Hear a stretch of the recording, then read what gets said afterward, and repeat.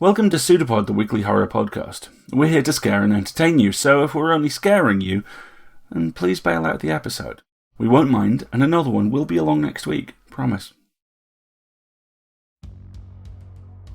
Pseudopod comes to you this week with a special May 2024 visit to the vault, The Gorgon, by Tanith Lee. Hi, I'm Julie C. Day, author and both publisher and editor-in-chief at Essential Dreams Press. In the last few years, Essential Dreams has released the anthologies Weird Dreams Society and Dreams for a Broken World. And right now, I'm hard at work on our latest book, Storyteller, a Tanith Lee tribute anthology, which is live on Kickstarter through to the end of May. Today's story, The Gorgon, is one I first read in her collection, Gorgons and Other Beastly Tales, one of the dozen or so books I've carried with me since my early teens. Tanith Lee was born September 19th, 1947, and passed away on May 24th, 2015. Tanith was a British writer who influenced many areas of genre. Though she wrote nearly 90 novels, as you'll hear today, Tanith Lee was also a master of short fiction, with over 300 published short stories. Tanith Lee's influence on contemporary fiction is an often hidden strand of DNA that connects writers of fantasy, science fiction, romance, horror, and YA. N.K. Jemisin, Martha Wells, Holly Black, C.S.E. Cooney, China Mieville, Charlie Jane Anders, Theodora Goss, Nisi Shawl, and Terry Windling are just a few of the authors who cite Tanith Lee as deeply influential to their own work. She was the first woman to win the British Fantasy Award for Best Novel, also known as the August Derleth Award, for her book Death's Master in 1980, a feat that wasn't repeated until the 21st century. She's also the second recipient of the SIFWA Infinity Award, which will be presented at this year's Nebula Awards in June. Like the Infinity Award, the upcoming Tanith Lee tribute anthology, Storyteller, is an attempt to honor her legacy and to bring her work and impact on genre to the attention of a new generation of readers. The Gorgon originally appeared in 1982 in the anthology of quiet horror Shadows 5, edited by Charles L. Grant. Audio production is by Chelsea Davis. Your narrators are Sharon Moskowitz and Scott Campbell. Sharon was a passionate supporter and participant in theater, both stage and audio. She worked with all the major theater groups in Tallahassee, Florida, such as the Cabaret, the Mickey Faust Club. She was a founding member of Curious Echo Radio Theater and an avid outdoorswoman. She was passionate and curious and had a true lust for life. Scott searches for challenges that will increase his skills for the battles to come. The slush pile underneath Pseudopod Towers is a worthy opponent. Scott started as an associate editor at Pseudopod in 2016. He became web wrangler in 2021 and ascended to assistant editor in 2022. He is an invaluable resource for not only his assistance with reviewing stories, but also helping to build all the blog posts and ensuring our website and bios are up to date. Scott cherishes that he was able to perform this with Sharon and save her voice in perpetuity. Now we have a story for you, and we promise you, it's true.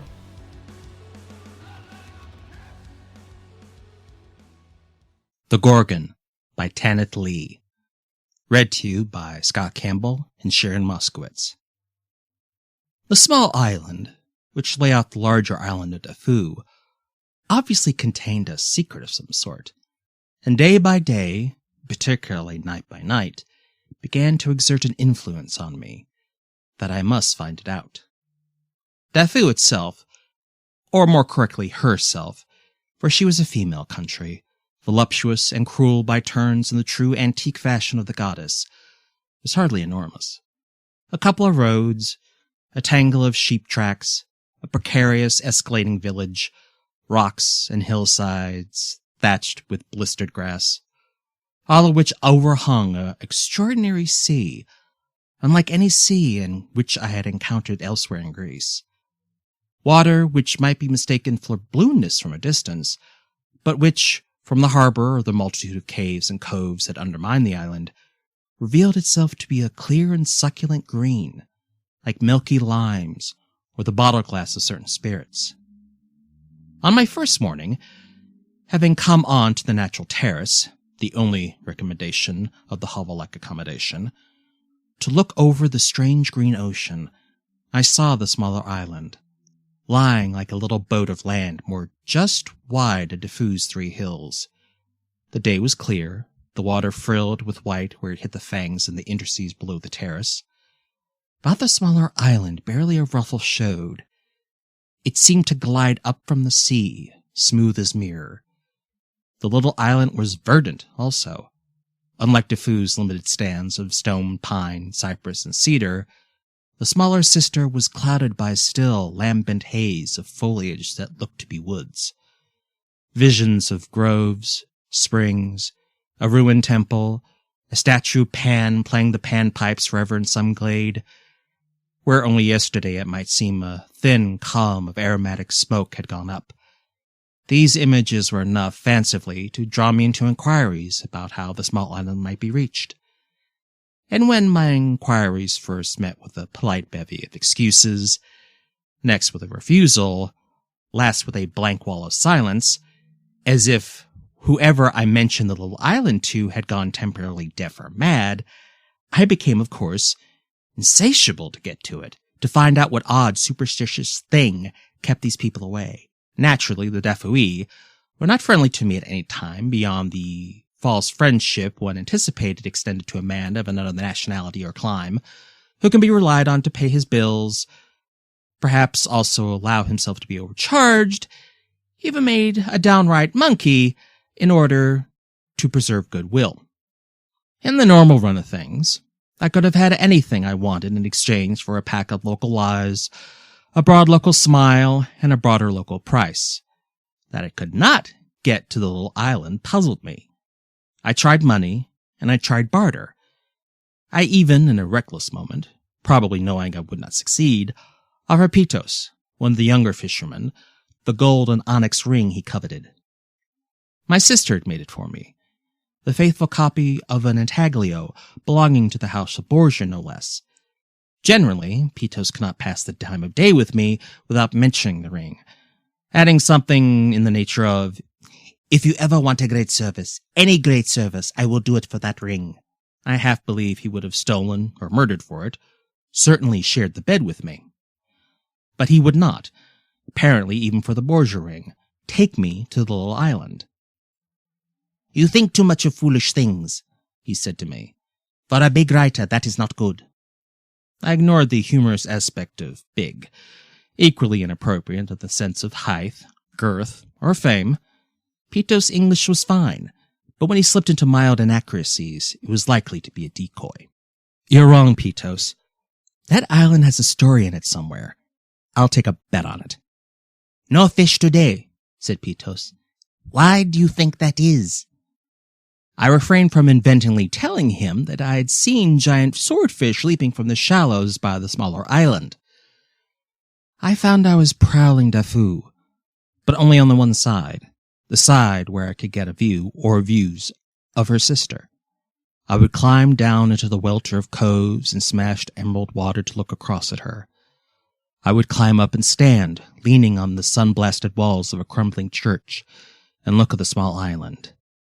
At night, crouched over a bottle of wine, a scatter of manuscript, moths falling like rain into the oil lamp, my stare stayed fixed on that small island, which, as the moon came up, would seem to turn silver, some older metal, Nemean metal perhaps, slowed from the moon herself.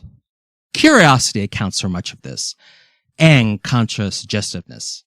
But the influence I presently began to feel, that I can't account for exactly. Maybe it was only the writer's desire to fantasize rather than to work, but each time I reached for the manuscript, I would experience a sort of distraction, sort of calling, uncanny, poignant, like nostalgia, though for a place I had never visited. I am very bad at recollecting my dreams, but one or twice, just before sunrise, I had a suspicion that I had dreamed of the island, of walking there, hearing its inner waters, with leaves brushing my hands and face. 2 weeks went by, and precious little had been done in the line of work, and I had come to Defu with the sole intention of working. The year before, I had accomplished so much in a month of similar islands, or had they been similar, that I had looked for results of some magnitude. In all of 14 days, I must have squeezed out about 2,000 words, and most of those dreary enough that the only covers they would ever get between would be those of the trash can. And yet, it was not that I could not produce work. It was that I knew, with blind and damnable certainty, that the work I needed to be doing sprang from that spoonful of island.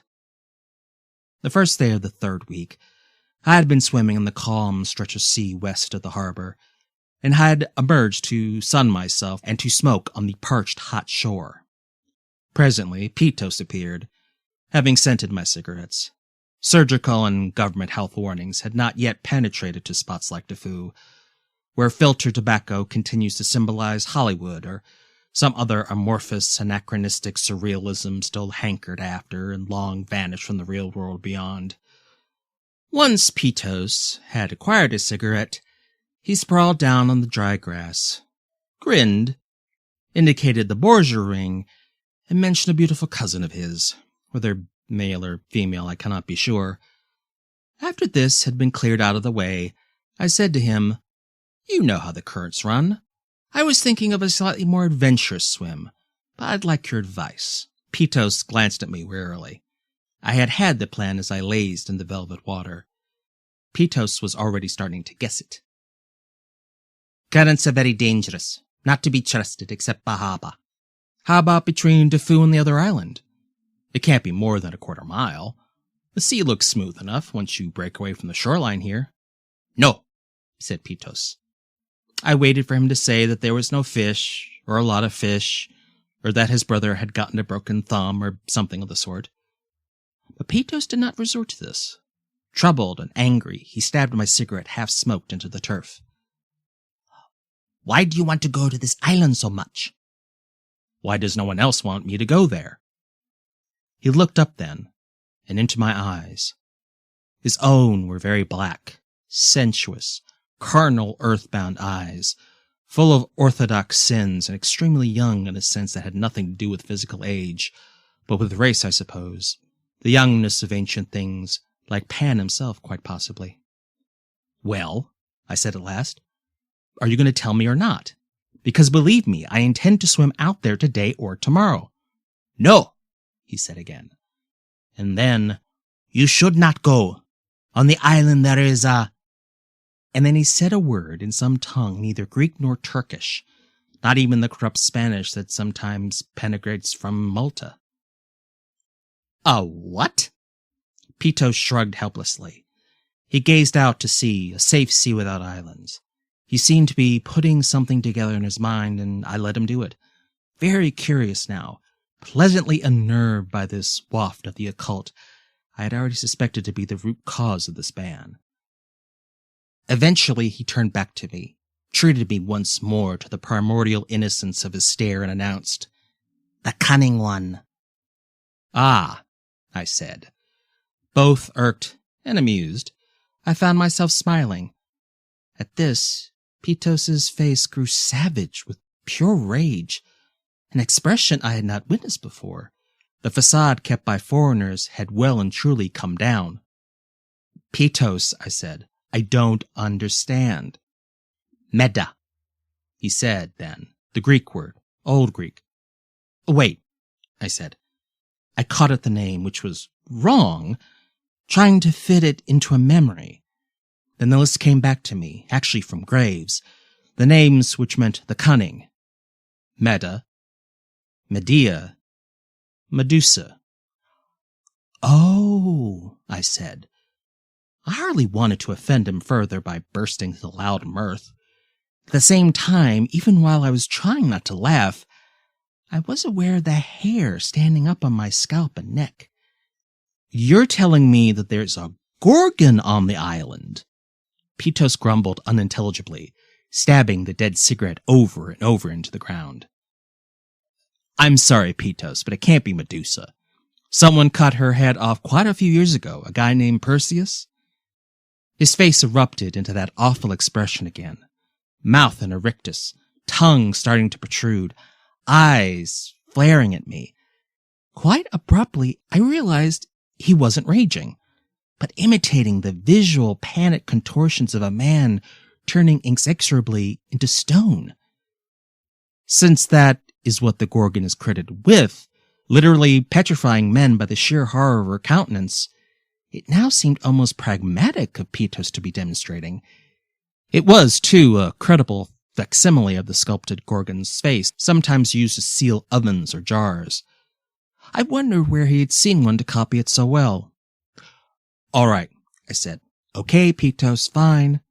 I fished in my shirt, which was lying on the ground, and took out some money to give him, but he recoiled. "I'm sorry," I said. "I don't think it merits the ring, unless you care to row me over there after all." The boy rose. He looked at me with utter contempt, and without another word, before striding off up on the shore. The mashed cigarette protruded from the grass, and I lay and watched it, the tiny strands of tobacco slowly crisping in the heat of the sun as I plodded my route from Defu. Dawn seemed an amenable hour. No one in particular about on that side of the island. The water chill, but flushing quickly with warmth as the sun reached over it, and the tide was in the right place to navigate the rocks. Yes, dawn would be an excellent time to swim out to the Gorgon's island. The gods were on my side, I concluded as I eased myself into the open sea the following morning. Getting clear of the rocks was no problem, their channels only half filled by the returning tide. While just beyond Defu's coast, I picked up one of those contrary currents that lace the island's edges and which, tide or no, would funnel me away from shore. The swim was ideal. The sea limpid, and no longer any more than cool. Sunlight filled in the waves and touched Defu's retreating face with gold. Barely altered in thousands of years, either rock or sea or sun. And yet, one knew that against all the claims of romantic fiction, this place did not look now as it once had. Some element in the air or in time itself changed things. A young man from the Bronze Age, falling asleep at sunset in his own era, waking at sunrise in mine, looking around him, would not have known where he was, I would swear to that. Such thoughts I had leisure for in the facile swim across to the wooded isle moored off Defu. As I detected, the approach was smooth, virtually inviting. I cruised in as if sliding along butter. A rowboat would have had no more difficulty. The shallows were clear, empty of rocks, and if anything, greener than the water off Defu. I had not looked much at Medusa's Island. I had begun jokingly to call it this, as I crossed, knowing I would have all the space on my arrival. So I found myself wading in on a seamless beach of rare glycerin sand, and looking up saw the masts of trees spilling from the sky. The effect was incredibly lush.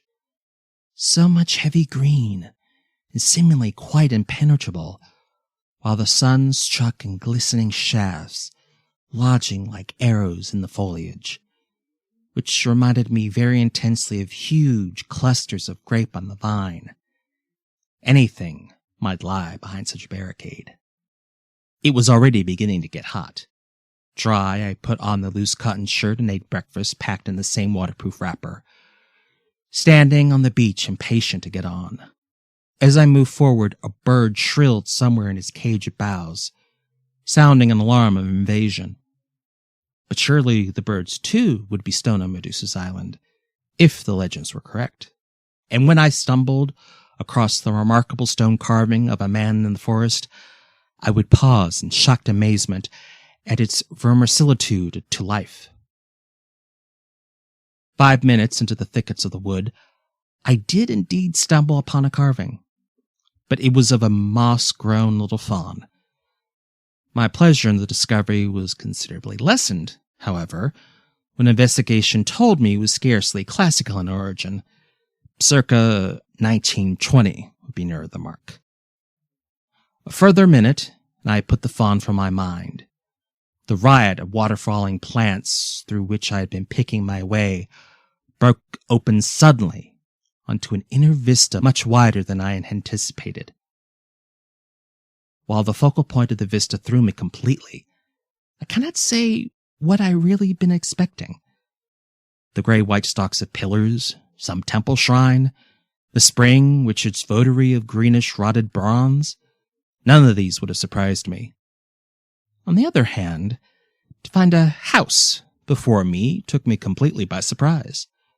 I stood and looked at it in abject dismay, cursing its wretched normality, until I gradually began to see the house was not normal in the accepted sense.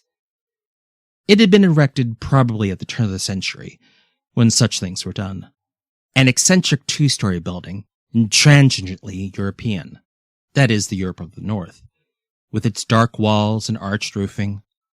Long windows, smothered by the proximity of the wood, received and refracted no light. The one unique and startling feature, startling because of its beauty, was the parade of columns that ran along the terrace, in form and choreography for all the world like the columns of Gnosis, differing only in color. For these stems of the gloomy house were of a luminous sea-green marble, and shone as the windows did not. Before the house was a stretch of rough-cut lawn, tamarisk, and one lost dying olive tree. As I was staring, an apparition seemed to manifest out of the center of the tree. For a second we peered at each other, before he came from the bushes with a clashing of gnarled brown forearms. He might have been an elderly satyr. I, patently, was only a swimmer, with my pale foreigner's tan, my bathing trunks, the loose shirt. It occurred to me at last that I was conceivably trespassing. I wish my Greek was better.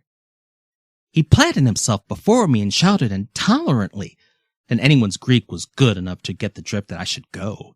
He was ranting, and he began to wave a knife, with which presumably he had been pruning or mutilating something. I said that I had been unaware anyone lived on the island. He took no notice. He went on waving the knife, and his attitude provoked me. I told him sternly to put the knife down, that I would leave when I was ready, that I had seen no notice to the effect that the island was private property. Generally, I would never take a chance like this with someone so obviously qualified to be a lunatic, but my position was so vulnerable, so ludicrous, so entirely indefensible, that I felt bound to act firmly. Besides which, having reached this magic grotto and find it was not as I had visualized, I was still very reluctant to abscond with only a memory of dark windows and sea-green columns to brood upon. The maniac was by now quite literally foaming, due most likely to a shortage of teeth, but the effect was alarming, not to mention unaesthetic. As I was deciding what fresh course to take, and if there might be one, a woman's figure came out onto the terrace. I had the impression of a white frock, before an odd, muffled voice called out in a rapid, too rapid for my translation, stream of peculiarly accented Greek. The old man swung around, gazed at the figure, raised his arms, and bawled another foaming torrent to the effect that I was a bandit or some other kind of malcontent. While he did so, agitated as I was becoming, I nevertheless took in what I could of the woman standing between the columns. She was mostly in shadow, just the faded white dress with a white scarf at the neck marking her position. And then there was an abrupt flash of warmer pallor that was her hair. A blonde Greek. Or maybe just a peroxided Greek. At any rate, no snakes. The drama went on. From his side, from hers. I finally got tired of it, went by him, and walked towards the terrace, pondering, rather too late, that I might not be awarded the knife in my back. But almost as soon as I started to move, she leaned forward a little and called another phrase to him, which this time I made out, telling him to let me come on. When I reached the foot of the steps, I halted, really involuntarily, struck by something strange about her. Just as the strangeness of the house had begun to strike me, not its evident strangeness, the ill marriage to location, the green pillars, but a strangeness of atmosphere. Items the unconscious eye notices, where the physical eye is blind and will not explain. And so with her. What was it? Still in shadow, I had the impression she might be in her early 30s, from her figure, her movements, but she had turned away as I approached, adjusting some papers on a wicker table. "Excuse me," I said. I stopped and spoke in English. For some reason, I guessed she would be familiar with the language, perhaps only since it was current in Dafu. "Excuse me, I had no idea the island was private. No one gave me the slightest hint." "You are English," she broke in the vernacular, proving the guess to be correct. "Near enough. I find it easier to handle than Greek, I confess." "Your Greek is very good," she said with the indifferent patronage of one who is multilingual. I stood there under the steps, utterly fascinated. Her voice was the weirdest I'd ever heard, muffled, almost unattractive, and with the most incredible accent, not Greek at all. The nearest approximation I could come up with was Russian, but I could not be sure. "Well," I said. I glanced over my shoulder and registered that the frothy satyr had retired into his shrubbery. The knife glinted as it slashed tamarisk in lieu of me. "Well, I suppose I should retreat to Dafu. Or am I permitted to stay?" "Go. Stay," she said. "I do not care at all." She turned then, abruptly, and my heart slammed into the base of my throat. A childish, silly reaction, yet I was quite unnerved, for now I saw what it was that had seemed vaguely peculiar from a distance. The lady on Medusa's island was masked. She remained totally still and let me have my reaction, neither helping nor hindering me. It was an unusual mask, or usual, I am unfamiliar with the norm of such things. It was made of some matte light substance that toned well with the skin of her arms and hands, possibly not so well with that of her neck, where the scarf provided camouflage. Besides which, the chin of the mask, this certainly an extra to any mask I had ever seen, continued under her own. The mask's physiognomy was bland, nondescriptly pretty in a way that was somehow grossly insulting to her. Before confronting the mask, if I had tried to judge the sort of face she would have, I would have suspected a coarse, rather heavy beauty, probably redeemed by one chiseled feature, a small, slender nose, perhaps. The mask, however, was vacuous. It did not suit her, was not true to her. Even after 3 minutes I could tell as much, or thought I could, which amounts to the same thing. The blonde hair, seemingly natural as the mask was not, cascaded down, lush as the foliage of the island. A blonde Greek, then, like the golden Greeks of Homer's time, when gods walked the earth in disguise. In the end, without any help or hindrance from her, as I said it, I pulled myself together. As she had mentioned no aspect of her state, neither had I simply repeated what I had said before. "Am I permitted to stay?" The mask went on looking at me. The astonishing voice said, "You wish to stay so much. What do you mean to do here?" "Talk to you, oblique lady, and wonder what lies behind the painted veil. Look at the island, if you let me. I found the statue of a faun near the beach." Elaboration implied I should lie. "Someone told me there was an old shrine here. Ha! she barked. It was apparently a laugh. No one told you anything about this place. I was at a loss. Did she know what was said? Frankly, then, I romantically hoped there might be. Unromantically, there is not. No shrine, no temple. My father bought the fawn in a shop in Athens, a tourist shop. He had vulgar tastes, but he knew it. And that has a certain charm, does it not? Yes, I suppose it does. Your father... She cut me short again. The woods cover all the island except for an area behind the house. We grow things there, and we keep goats and chickens. We are very domesticated, very sufficient for ourselves. There is a spring of fresh water, but no votary, no genius loci. I am so sorry to dash your dreams to pieces.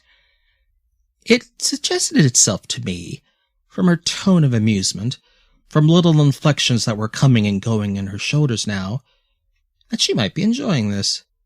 Enjoying, if you like, putting me down as an idiot. Presumably visitors were rare. Perhaps it was even fun for her to talk to a man, youngish and unknown, though admittedly never likely to qualify as anyone's centerfold. But you have no objections to my being here, I pursued. And your father? My parents are dead, She informed me. When I employed the plural, I referred to him. She gestured with a broad sweep of her hand to the monster on the lawn. And a woman who attends to the house. My servants, my unpaid servants. I have no money any more. Do you see this dress? It is my mother's dress. How lucky I am the same fitting as my mother, do you not think? Yes. I was put in mind, suddenly, of myself as an ambassador at the court of some notorious female potentate. Cleopatra, say, or Catherine de' Medici.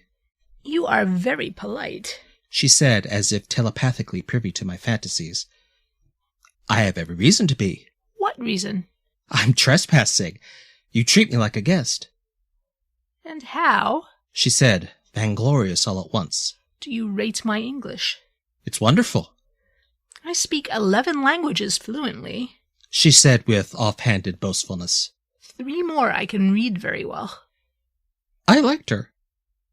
This display, touching and magnificent at once, her angular theatrical gesturings, which now came more and more often, her hair, her flat-waisted figure in its 1940s dress, her large, well-made hands, and her challenging me with the mask, saying nothing to explain it.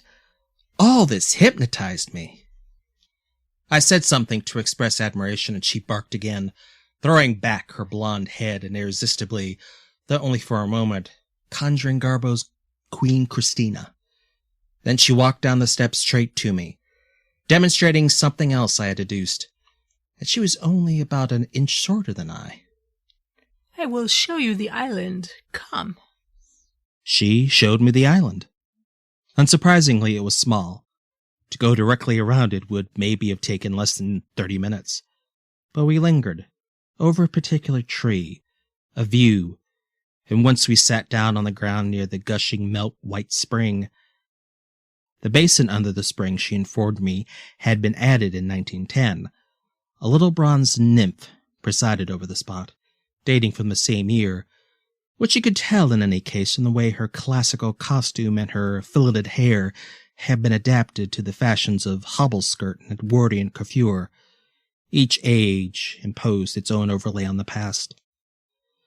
Behind the house was a scatter of the meager white dwellings that made up such places as the village on Dafu, now plainly unoccupied and put to other uses.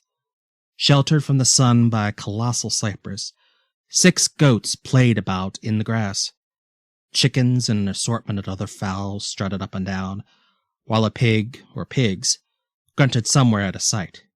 Things grew in strips and patches, and fruit trees and vines ended the miniature plantation before the woods resumed. Self-sufficiency of a tolerable kind, I supposed. But there seemed, from what she said, no contact maintained with any other area, as if the world did not exist.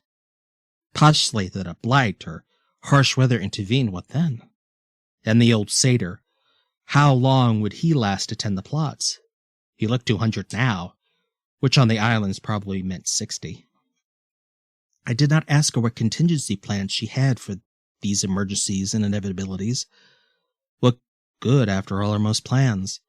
We could be invaded from Andromeda tomorrow, and what help for us all then? Either it is in your nature to survive, somehow, anyhow, or it is not. She had well and truly hooked me, of course.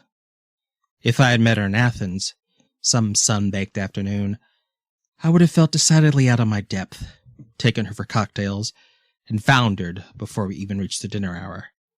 But here, in this pulsing green bubble of light and leaves, straight out of one's most irrational visions of the glades of Arcadia, conversation, however erratic, communication, however eccentric, was happening.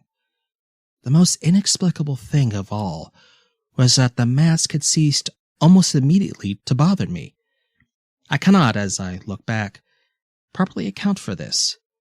For to spend a morning, a noon, an afternoon, allowing yourself to become fundamentally engaged by a woman whose face you have not seen, whose face you are actively being prevented from seeing, seems now incongruous to the point of perversity. But there it is. We discussed Ibsen, Dickens, Euripides, and Young. I remember trawling anecdotes of a grandfather, mentioned my sister's jewelry store in St. Louis, listened to an astonishing description of wild birds flying in across a desert from a sea. I assisted her over rocky turf, flirted with her, felt excited by and familiar with her. All this with her masked face before me, as if the mask, rather than being a part of her, meant no more than the frock she had elected to wear or the narrow-heeled vanilla shoes she had chosen to put on. As if I knew her face totally and had no need to be shown it, the face of her movements and her ridiculous voice. But in fact, I could not even make out her eyes, only the shine in them when they caught the light, flecks of luminescence, but not color, from the eye-holes of her mask, were long-lidded and rather small. I must have noticed, too, that there was no aperture in the lips. This may have informed me that the mask must be removed for purposes of eating or drinking. I really do not know. I can neither excuse nor quite understand myself, seen in the distance there with her on her island.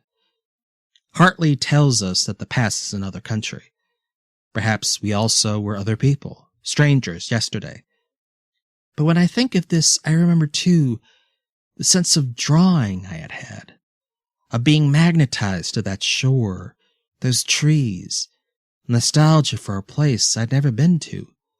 For she, it may be true to say, was a figment of that nostalgia. As if I had known her and come back to her. Some enchantment, then. Not Medusa's island, but Circe's. That afternoon, even though the dapple l'après-midi dauphin effect of the leaves was a viridian furnace when we regained the house, I sat in one of the wicker chairs on the terrace and woke with a start of embarrassment to hear her laughing at me. You are tired and hungry. I must go into the house for a while. I will send Clea to you with some wine and food. It made a bleary sense, and when I woke again it was to find an old fat woman in the ubiquitous Grecian island black, demonstratively Clea, setting down a tray of pale red wine, amber cheese, and dark bread. Where is... I realized I did not know the enchantress's name. In any event, the woman only shook her head, saying brusquely in Greek that she spoke no English. And when I attempted to ask her again in Greek where my hostess had gone, Clea waddled away, leaving me unanswered. So I ate the food, which was passable, and drank the wine, which was very good, imagining her fawn-buying father putting down an enormous patrician cellar, then fell asleep again, sprawled in the chair. When I awoke, the sun was setting. The clearing was swimming in red light and rusty violet shadows. The columns burned as if they were internally on fire, holding the core of the sunset, it appeared, some while after the sky had cooled and the stars became visible. A trick of architectural positioning that, won my awe and envy. I was making a mental note to ask her who had been responsible for the columns, and jumped when she spoke to me, softly and hoarsely, almost seductively, from just behind my chair, thereby promptly making me forget to ask her any such thing. Come into the house now. We will dine soon. I got up, said something lame about imposing on her, though we were far beyond that stage. Always you apologize. There is no imposition. You will be gone tomorrow. How do you know? I nearly inquired, but prevented myself. What guarantee? Even if the magic food did not change me into a swine, perhaps my poisoned dead body would be carried from the feast and cast into the sea, gone, well and truly to Poseidon's fishes. You see, I did not trust her, even though I was somewhat in love with her. The element of her danger, for she was dangerous in some obscure way, may well have contributed to her attraction. We went into the house, which in itself alerted me. I had forgotten the great curiosity I had had to look inside it. There was a shadowy, unlit entrance hall, a sort of Roman atrium of a thing. Then we passed, she leading, to a small salon that took my breath away. It was lined all over, floor, ceiling, walls, with the sea-green marble the columns were made of. Whether in good taste or bad, I was not qualified to say, but the effect, instantaneous and utter, was a being beneath the sea. Smoky oil lamps of very beautiful Art Nouveau design hung from the profundity of the green ceiling, lighting the dreamlike swirls and oceanic variations in the marble that they seemed to breathe, definitely to move, like nothing else but waves. Shoes on that floor would have squeaked or clattered unbearably, but I was barefoot, and so now was she. A mahogany table with a modest placing for 8 stood centrally. Only one place was laid. I looked at it, and she said, I do not dine, but that will not prevent you. An order. I considered vampires idly, but mainly I was subject to an infantile annoyance. Without quite realizing it, I had looked for the subtraction of the mask when she ate, and now this made me very conscious of the mask, for the first time since I had originally seen it. We seated ourselves, she 2 places away from me, and I began to feel nervous. To eat this meal while she watched me did not appeal, and now the idea of the mask, unconsidered all morning, all afternoon, stole over me like an incoming tide. Inevitably, I had not dressed for dinner, having no means, but she had changed her clothes and was now wearing a high-collared, long, gray gown, her mother's again, no doubt. It had the fragile look of age. It was very feminine and appealing for all that. Above it, the mask now reared, stuck out like the proverbial sore thumb. The mask. What on earth was I going to do, leered at by that myopic, soulless face, which has suddenly assumed such disastrous importance? Clea waddled in with the dishes. I cannot recall the meal, save that it was spicy and mostly vegetarian. The wine came too, and I drank it. And as I drank the wine, I began to consider seriously for the first time, which seems very curious indeed to me now, the reason for the mask. What did it hide? A scar? A birthmark? I drank her wine, and I saw myself snatch off the mask, take in the disfigurement, unquelled, and behold the painful gratitude in her eyes as she watched me. I would inform her of the genius of surgeons. She would repeat that she had no money. I would promise to pay for the operation. Suddenly, she startled me by saying, Do you believe that we have lived before? I looked at my glass, that font of wisdom and possibility, and said, It seems a sensible proposition as any of the others I have heard. I fancy she smiled to herself, and do not know why I thought that. I know now I was wrong. Her accent had thickened and distorted further when she said, I rather hope that I have lived before. I could wish to think that I may live again. To compensate for this life? I said brutishly. I had not needed to be so obvious when already I had given the implication on a salver. Yes, to compensate for this. I downed all the wisdom and possibility left in my glass, swallowed an extra couple of times, and said, "Are you going to tell me why you wear a mask?"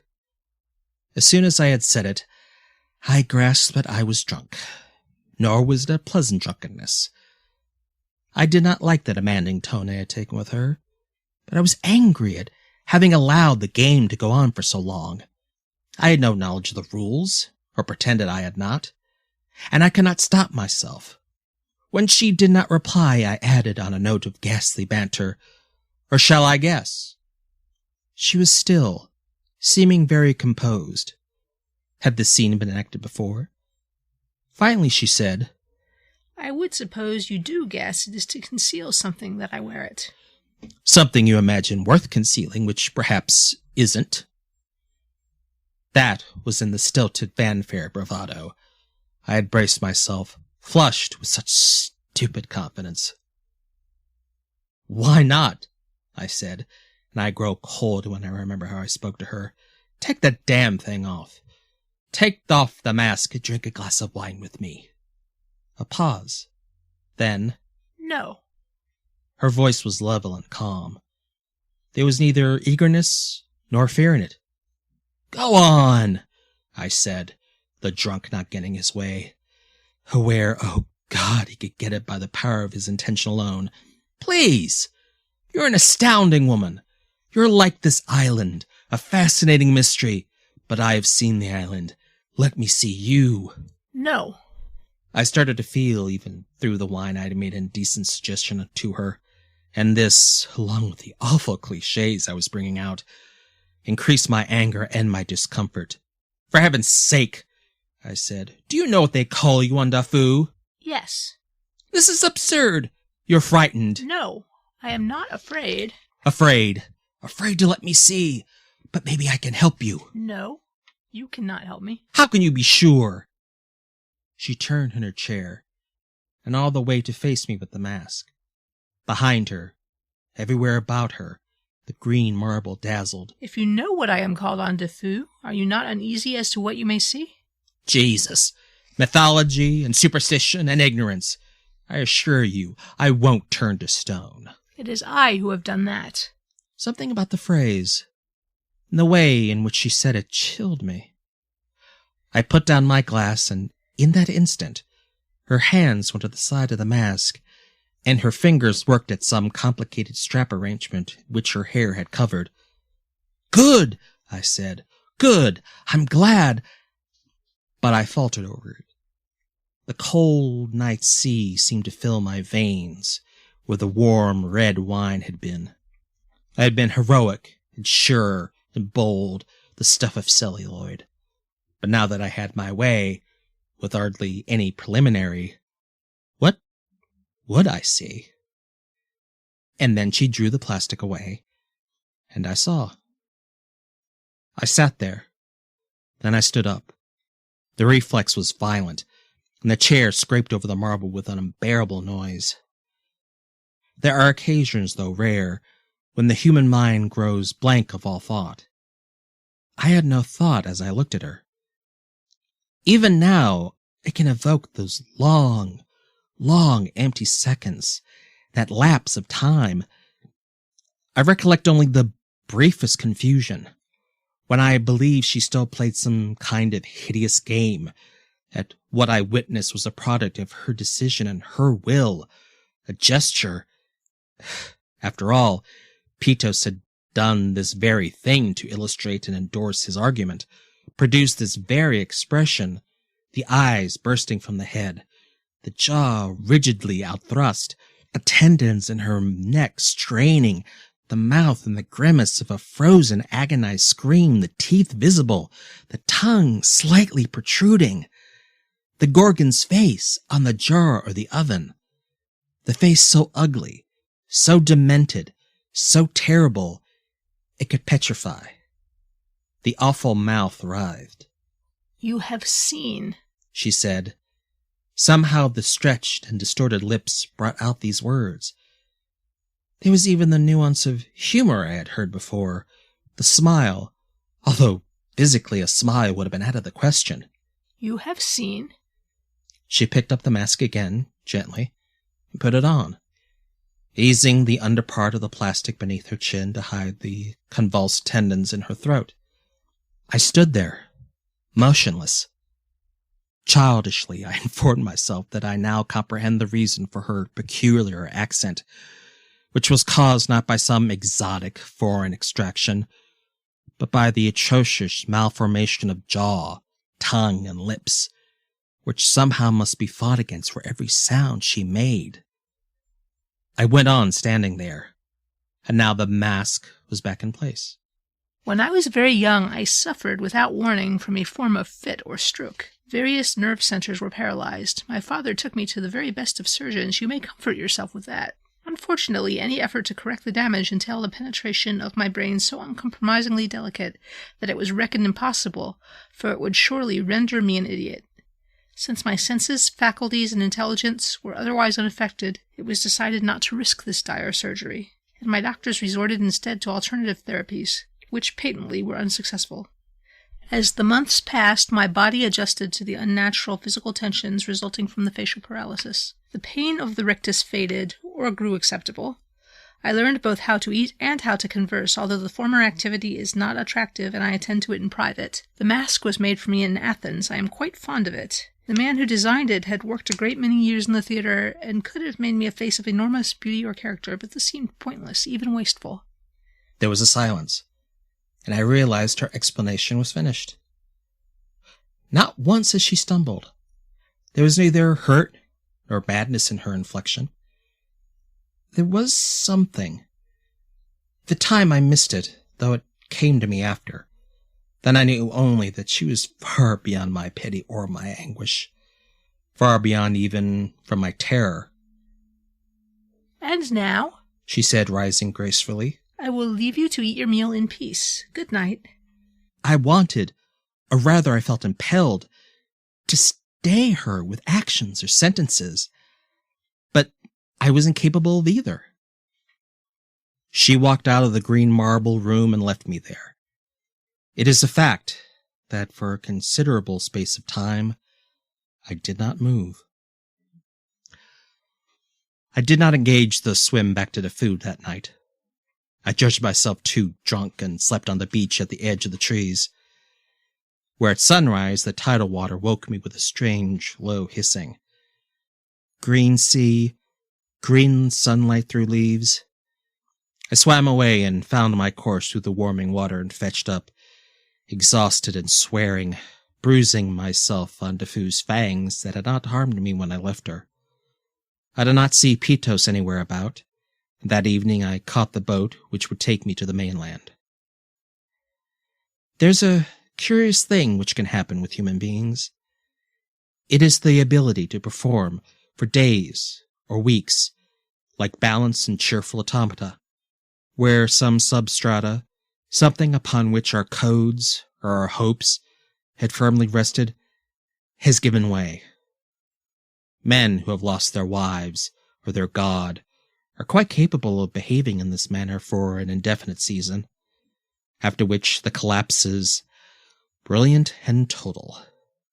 Something of this sort had happened to me, yet to fathom what I had lost, what she had deprived me of, is hard to say. I found its symptoms, but not the sickness which it was. Medusa, I must call her that, she had no other name I know, struck by the extraordinary arrow of her misfortune, condemned to her relentless, uncanny, horrible isolation, her tragedy most deeply rooted in the fact that she was not a myth, not a fabulous and glamorous monster. For it came to me one night in a bar in Corinth to consider if the first Medusa might have been also such a victim, felled by some awesome fit, not petrifying but petrified, so appalling to the eyes and, more significantly, to the brooding aesthetic spirit that lives in man, that she too was shunned and hated and slain by a murderer who would observe her only in a polished surface. I spent some while in bars that summer, and later, much later, when the cold climate of the year's end closed the prospect of travel and adventure, I became afraid for myself. That dreadful writer's fear, which has to do with the death of the idea, with the inertia of hand and heart and mind. Like one of the broken leaves, the summer's withered plants, I had dried. My block was sheer. I had expected a multitude of pages from the island, but instead I saw those unborn pages die on the horizon, where the beach met the sea. And this, merely a record of marble, water, a plastic shell strapped across a woman's face. This is the last thing, it seems, which I shall commit to paper. Why? Perhaps only because she was to me such a lesson in the futility of things, the waiting fist of chance, the random despair we name the world. And yet, now and then, I hear that voice of hers.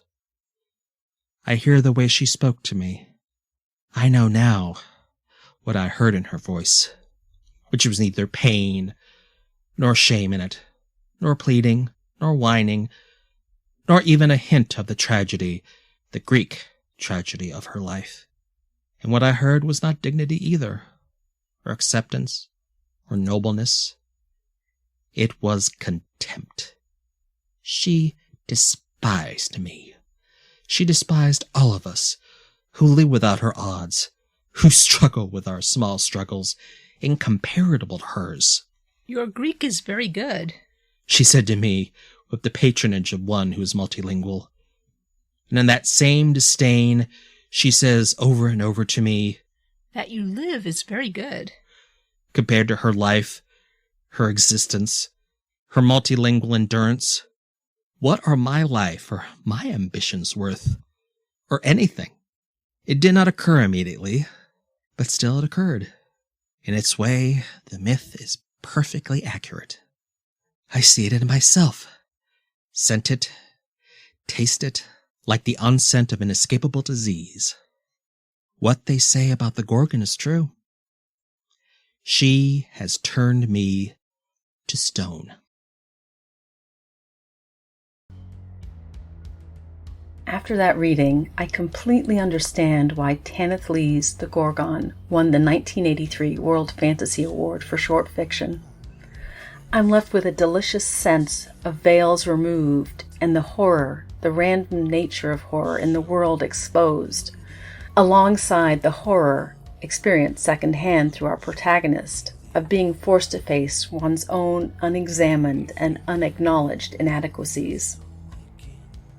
And then there's the way that Tanith Lee managed to present the powerful nature of the Gorgon, who, in the end, wasn't a tragic figure, despite the tragedy that she experienced. Tanith Lee didn't really discuss her own work in any detail. Instead, she lets her stories speak for themselves, which they most definitely do, with great power. Tanith Lee's creative voice, the beauty of her prose, the world she created, and the lens she applied to those worlds are what made her unique. In the late 70s, 80s, and 90s, when it was not readily accepted in the mainstream, Tanith Lee included gender-fluid and queer characters as a normal part of her worlds, both as secondary characters and protagonists. She wrote female-forward and feminist stories that directly interrogated such worn-out concepts as the knight in shining armor and the woman as victim. In fact, among Tanith Lee's many accomplishments, along with Angela Carter, she spawned the modern subgenre of feminist fairy tale retellings. Storyteller, a Tanith Lee tribute anthology, was an idea I first considered a couple of years ago when I realized the 10th anniversary of Tanith Lee's passing was coming up in 2025, and that her contributions, her deep legacy to genre, was largely unseen by those not directly influenced by her, though we are legion. For both the authors and editors involved in this tribute anthology, she is foundational to our creative approaches to fiction. The authors already associated with Storyteller include Martha Wells, Nisi Shawl, Theodora Goss, Terry Windling, Elia Dawn Johnson, C.S.E. Cooney, Maya Dean, and Andy Duncan, with Corinna Bissett and Craig Lawrence Gidney as my 2 co-editors. We're currently running a Kickstarter for Storyteller that closes, as I mentioned before, at the end of May. And we'll be running 2 open submission calls in July. Though the Kickstarter quickly funded, it still remains short of the stretch goals that would allow me to throw open the slush pile as wide as I'd like. My ultimate goal for Storyteller is that it embraces all the faces of Tanith Lee and the genres and subgenres she impacted.